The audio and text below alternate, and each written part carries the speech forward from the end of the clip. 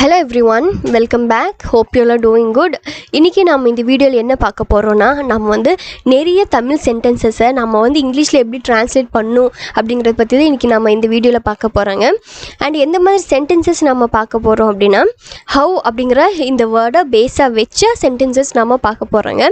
அதாவது how ஓட 6 structures நாம இன்னைக்கு பார்க்க போறோங்க.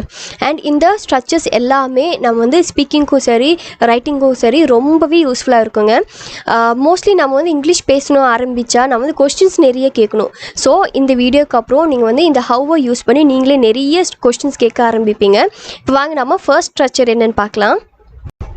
நம்ம பார்க்க போகிற ஃபர்ஸ்ட் ஸ்ட்ரக்சர் என்ன அப்படின்னா நம்ம தமிழில் எத்தனை இருக்குது அப்படின்னு நம்ம நிறைய விஷயத்தில் கொஸ்டின் கேட்போம் இல்லைங்க. அதாவது கீழே எக்ஸாம்பிள் சென்டென்ஸ் பாருங்கள். எத்தனை கடைகள் இருக்குது, எத்தனை அறைகள் இருக்குது, எத்தனை பூங்காக்கள் இருக்குது, இப்போ எத்தனை பஸ் இருக்குது, எத்தனை ட்ரெஸ் இருக்குது அப்படின்னு நம்ம நிறைய எத்தனை இருக்குது அப்படின்னு நம்ம தமிழில் கொஸ்டின் கேட்போம் இல்லைங்க. ஸோ இந்த எத்தனை இருக்குது அப்படிங்கிறத நம்ம எப்படி இங்கிலீஷில் கேட்கலாம் அப்படின்னா how many are there அப்படிங்கிறத நம்ம கேட்கணுங்க. இதுதான் நம்ம இப்போ பார்க்க போகிற ஃபர்ஸ்ட் ஸ்ட்ரக்சர். எத்தனை இருக்குது அப்படின்னா how many are there. இப்போ இந்த சென்டென்ஸை பாருங்கள், தமிழ் சென்டென்ஸ் பாருங்கள். எத்தனை கடைகள் இருக்குது. ஸோ இந்த சென்டென்ஸை நாம் எப்படி இங்கிலீஷில் கேட்கலாம் அப்படின்னா how many shops are there. how many shops are there அப்படின்னு நம்ம கேட்கணுங்க. சரிங்களா. இப்போ வாங்க செகண்ட் ஒன் பாருங்கள். எத்தனை அறைகள் உள்ளன, அதாவது எத்தனை அறைகள் இருக்குது அப்படிங்கிறத நம்ம how many rooms are there அப்படின்னு நம்ம கேட்கணுங்க. சரிங்களா. இப்போ லாஸ்ட் ஒன் பாருங்கள். எத்தனை பூங்காக்கள் உள்ளன, அதாவது how many parks are there அப்படின்னு நம்ம கேட்கணுங்க. இப்போது நம்ம பார்த்த ஃபர்ஸ்ட் ஸ்ட்ரக்சர் இது தான். எத்தனை இருக்குது அப்படின்னா how many are there அப்படின்னு தான். சரிங்களா. இதை ஞாபகம் வச்சுக்கோங்க. வாங்க நம்ம செகண்ட் ஸ்ட்ரக்சர் என்னென்னு பார்க்கலாம். நம்ம பார்க்க போகிற செகண்ட் ஸ்ட்ரக்சர் என்ன அப்படின்னா ஃபர்ஸ்ட் ஸ்ட்ரக்சரில் நம்ம எந்த மாதிரியான சென்டென்சஸ் நம்ம பார்த்தோம். எத்தனை ரூம்ஸ் இருக்குது, எத்தனை பார்க்ஸ் இருக்குது, இந்த மாதிரி எத்தனை இருக்குது அப்படிங்கிற இந்த மாதிரியான சென்டென்சஸ் நம்ம பார்த்தோம் இல்லைங்க ஃபர்ஸ்ட் ஸ்ட்ரக்சரில். இந்த செகண்ட் ஸ்ட்ரக்சரில் நம்ம அந்த ஃபர்ஸ்ட் ஸ்ட்ரக்சரை இன்னும் கொஞ்சம் எக்ஸ்பேண்ட் பண்ணி உங்கள் வீட்டில் எத்தனை ரூம்ஸ் இருக்குது, உங்கள் ஏரியாவில் எத்தனை பார்க் இருக்குது, இந்த மாதிரியான சென்டென்சஸை நம்ம ஸ்ட்ரக்சர் 2ல் நம்ம பார்க்க போகிறோங்க. இப்போ கீழே இந்த தமிழ் சென்டென்சஸ் கொஞ்சம் பாருங்கள். உங்கள் ஃபேமிலியில் எத்தனை மெம்பர்ஸ் இருக்காங்க, உங்கள் வீட்டில் எத்தனை ரூம்ஸ் இருக்குது, உங்கள் கிளாஸில் எத்தனை ஸ்டூடெண்ட்ஸ் இருக்காங்க, இந்த மாதிரியான சென்டென்சஸை நம்ம எப்படி இங்கிலீஷில் சொல்லலான்னா உங்கள் வீட்டில் எத்தனை மெம்பர்ஸ் இருக்காங்க அப்படிங்கிறத நம்ம எப்படி இங்கிலீஷில் கேட்கலாம். how many members are there in your family அப்படின்னு நம்ம கேட்கணுங்க. how many members are there in your family அப்படின்னு நம்ம கேட்கணும். நம்ம ஃபர்ஸ்ட் சென்டென்ஸ் ஸ்ட்ரக்சரில் என்ன பார்த்தோம், how many members are there மட்டும் நம்ம பார்த்தோம். இங்கே இன்னும் கொஞ்சம் நம்ம எக்ஸ்பேண்ட் பண்ணி in your family அப்படிங்கிறத நம்ம ஆட் பண்ணியிருக்கோங்க. ஓகே. இப்போ வாங்க நம்ம செகண்ட் சென்டென்ஸ் பார்க்கலாம். உங்கள் வீட்டில் எத்தனை ரூம்ஸ் இருக்குது அப்படிங்கிறத நம்ம எப்படி இங்கிலீஷில் கேட்கணுன்னா how many rooms are there in your house அப்படின்னு நம்ம கேட்கணுங்க. ஓகே. இப்போ நெக்ஸ்ட் ஒன் பாருங்கள். உங்கள் கிளாஸில் எத்தனை ஸ்டூடெண்ட்ஸ் இருக்காங்க அப்படிங்கிறத நம்ம எப்படி இங்கிலீஷில் கேட்கலாம். how many students are there in your class அப்படின்னு நம்ம கேட்கணுங்க. ஓகே. நம்ம ஃபர்ஸ்ட் ஸ்ட்ரக்சரில் என்ன பார்த்தோன்னா எத்தனை இருக்குதுன்னு நம்ம பார்த்தோம். இந்த செகண்டில் இன்னும் கொஞ்சம் எக்ஸ்பேண்ட் பண்ணி நம்ம இன் அப்படின்னு சொல்லி in your house, in your school அப்படி நம்ம கொஞ்சம் எக்ஸ்பெண்ட் பண்ணி பார்த்துருக்கோங்க. ஓகே. இதுதான் ஃபர்ஸ்ட் அண்ட் செகண்ட். இப்போ வாங்க நம்ம தேர்ட் ஸ்ட்ரக்சர் என்னன்னு பார்க்கலாம். தேர்ட் ஸ்ட்ரக்சர் என்ன அப்படின்னா பாஸ்டில் நடந்தது பற்றி கேட்குறது தான் தேர்ட் ஸ்ட்ரக்சர். கீழே இருக்கிற இந்த தமிழ் எக்ஸாம்பிள் சென்டென்சஸ் கொஞ்சம் பாருங்கள். நீங்கள் எத்தனை புக்ஸ் வாங்கினீங்க, நீங்கள் எத்தனை மூவிஸ் பார்த்தீங்க, நீங்கள் எத்தனை இடத்துக்கு போனீங்க, இந்த மாதிரி சென்டென்ஸ் எல்லாமே நம்ம பாஸ்டில் நடந்தது பற்றி தான் நம்ம கேட்குறோங்க. ஸோ இந்த சென்டென்சஸை நம்ம எப்படி இங்கிலீஷில் கேட்கலாம் அப்படின்னா ஃபர்ஸ்ட் ஒன் பாருங்கள். நீங்கள் எத்தனை புக்ஸ் வாங்கினீங்க அப்படிங்கிறத நம்ம எப்படி இங்கிலீஷில் கேட்கலாம்.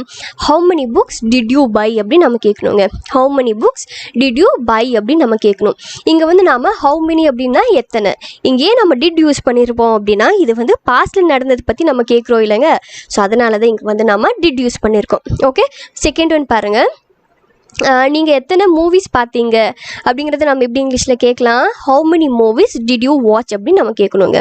ஓகே, அண்ட் லாஸ்ட் ஒன் பாருங்கள், நீங்கள் எத்தனை இடத்துக்கு போனீங்க அப்படிங்கிறத நம்ம எப்படி இங்கிலீஷில் கேட்கலாம், how many places did you visit அப்படின்னு நம்ம கேட்கணுங்க.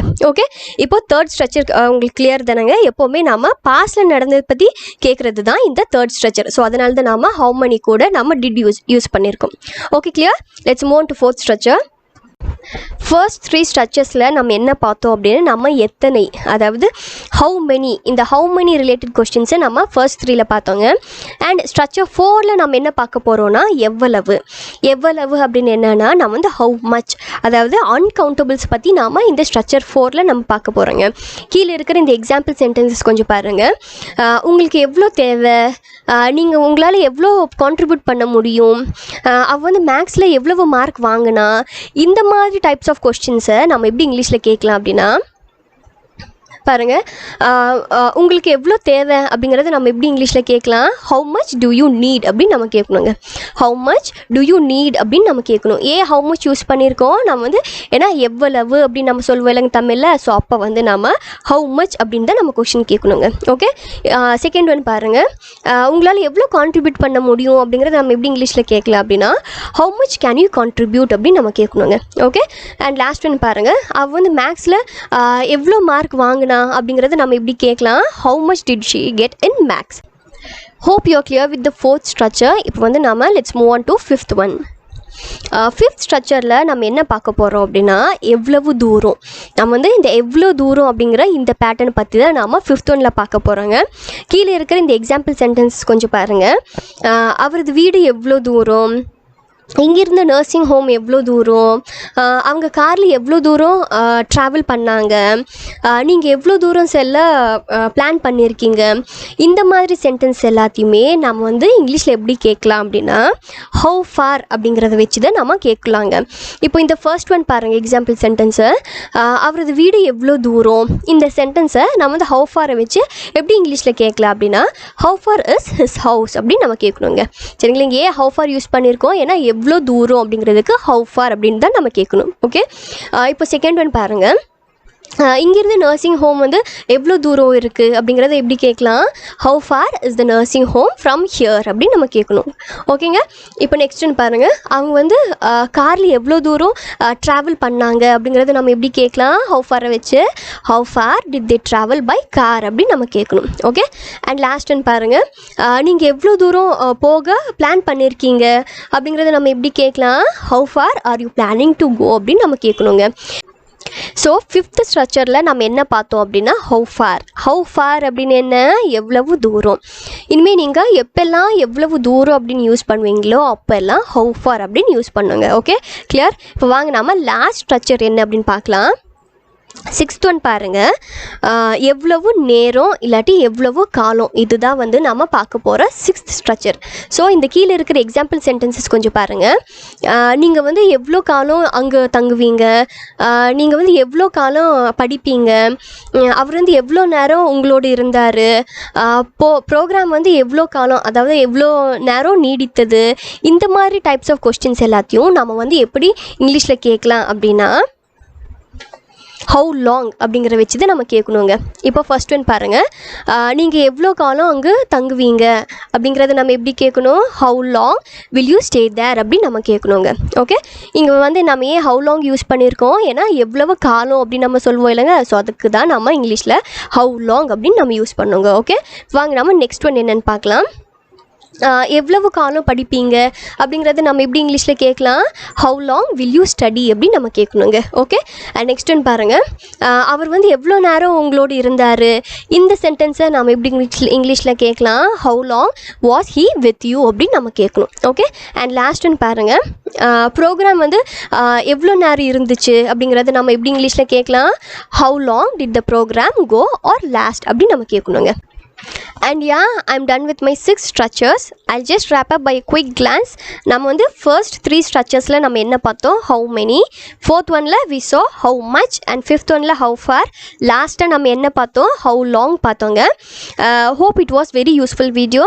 அடுத்த கிளாஸ்லையும் ஒரு யூஸ்ஃபுல்லான கண்டென்ட் பார்க்கலாங்க. Until then, thank you. Happy learning.